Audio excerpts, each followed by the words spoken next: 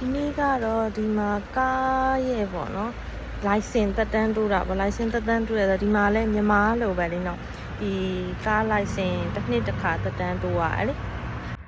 ရုံးနောက်မှာမြင်နေရတာတော့ကား inspection လုပ်တဲ့နေရာပေါ့နော်ဒီမှာကကား inspection က government မဟုတ်ဘူးသူတို့က private sector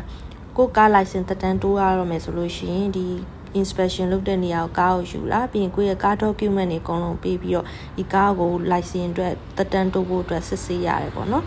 ကိုကဒီ document တွေအကုန်လုံးပေးပြီးသွားတဲ့အချိန်ကျရင် inspector ကကားရဲ့အတွင်းအပြင်ဒီ motor တွေမီ lighting တွေကစအကုန်လုံးသူစအဆုံးစစ်ဆေးရပေါ့အားလုံးအဆင်ပြေတယ်ဆိုလို့ရှိရင်သူကဒီ pass ပေးလိုက်တယ်ဒီ document တခုထုတ်ပေးလိုက်တယ်တကယ်လို့အဆင်မပြေဘူးဆိုလို့ရှိရင်သူညွှန်ကြားတဲ့အတိုင်းပဲနေရာပါပြင်မှာဆိုတဲ့ဥစ္စာကြီးပြင်ပြီးသွားလို့ရှိရင် inspection ပြန်ပြီးတော့ပြန်ဝင်ရပါတယ်စစ်ဆေးကကားတစ်စီးကိုယူရို40ဝန်းကျင်လောက်ကျတင်ပါတယ်